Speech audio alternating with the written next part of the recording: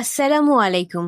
আজকে আপনাদের জন্য নিয়ে এসেছি দারুণ মজাদার ঝাল ঝাল গোলগোল্লা। এতটাই টেস্টি যে একবার খেতে শুরু করলে থামাতেই পারবেন না। আর তাই বলছি, বানালে একটু বেশি করেই বানাবেন। তো চলুন খুব সহজে কিভাবে তৈরি করবেন এই মজাদার ঝাল ঝাল গোলগোল্লা রেসিপিটি। এজন্য শুরুতে একটি বাটিতে আমি মিডিয়াম সাইজের 4টা আলু সেদ্ধ করে নিয়েছি। এখন এগুলোকে একটি গ্রেটারের সাহায্যে গ্রেট করে নেব। এতে করে আলুগুলো খুব সুন্দরভাবে ম্যাশ করা যাবে। আলুর কোনো অংশ গোটা থাকবে না। আর এই কাজটি যদি হাত দিয়ে করা যায় তাহলে কিন্তু আলুর কোনো না কোনো অংশ গোটা থেকে যায়। আর এগুলোকে ম্যাশ করতে একটু সময়ও লাগে। গ্রেট করা হয়ে গিয়েছে। এখন এর মধ্যে আমি দিয়ে দিব 1 চামচের মতো চিনি। তারপরে দিয়ে দিচ্ছি স্বাদ মতো কিছুটা লবণ।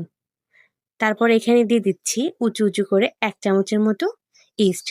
আপনারা আপনাদের হাতের কাছে যে কোনো ব্র্যান্ডের ইস্ট এখানে ব্যবহার করতে পারেন। তারপরে এর মধ্যে দিয়ে দিচ্ছি মরিচ কুচি। এখানে আমি লাল মরিচটা একটু কুচি করে নিয়েছি। তারপরে এখানে দিয়ে দিচ্ছি ধনিয়া পাতা কুচি। এখন এখানে আমি রুমের স্বাভাবিক তাপমাত্রার একটি ডিম নিয়ে নিয়েছি, তার মধ্যে দিয়ে দিচ্ছি।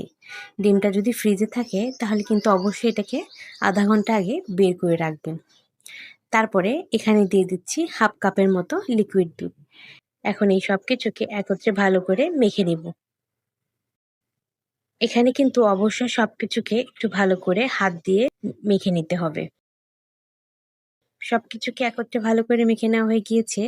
এই পর্যায়ে এখানে আমি দিয়ে দিচ্ছি 4 টেবিল চামচের মতো আটা। আমি এখানে আটা ব্যবহার করেছি, আপনারা চাইলে এখানে ময়দাও ব্যবহার করতে পারেন। আটাটা এখানে আমার 4 টেবিল চামচ লেগেছে। আপনাদের ক্ষেত্রে এটা কম বেশি লাগতে পারে। ডিমের সাইজ কম বেশি হতে পারে। ভালো করে মাখানো হয়ে গিয়েছে, দেখতে পাচ্ছেন এরকম কিন্তু আঠালো একটি ডো তৈরি হবে। আর এটাকে এভাবে হাত দিয়ে চাপ দিয়ে দেখবেন গোল গোল গোলগোল্লার শেপ দেওয়া যাবে। এখন এটাকে আমি ঢাকনা দিয়ে ঢেকে 20 মিনিটের মতো রেস্টে রেখে দিব। এতে করে ইস্টটা অ্যাক্টিভেট হবে আর এই ডোটা কিন্তু ফুলে যাবে। আর এটাকে অবশ্যই উষ্ণ জায়গায় রেখে দিতে হবে। চলে এলাম 20 মিনিট পর। দেখতে পাচ্ছেন ডোটা কিন্তু অনেকটাই ফুলে গিয়েছে। এখন এগুলোকে আমি একটু হাত দিয়ে আবারও মেখে নেব। মেখে নেওয়ার পর এখন এগুলোকে আমি ভেজে নেব। এজন্য চুলায় চলে যাচ্ছি। এখানে চুলায় একটি প্যানে পর্যাপ্ত পরিমাণ তেল দিয়ে তেলটাকে ভালো করে গরম করে নিয়েছি। এখন এভাবে হাতের সাহায্যে এখান থেকে অল্প অল্প করে ডো নিয়ে এভাবে গোল গোল করে গোলগোলার শেপ দিয়ে নিচ্ছি। হাতে এভাবে নিয়ে একটু চাপ দিলেই দেখবেন সুন্দর মতো গোল গোল গোলগোলার শেপ দেওয়া যাবে। এখন এটাকে কিন্তু মিডিয়াম আঁচে এটাকে উল্টে পাল্টে নেড়ে চেড়ে কিছুটা সময় ভেজে নিতে হবে।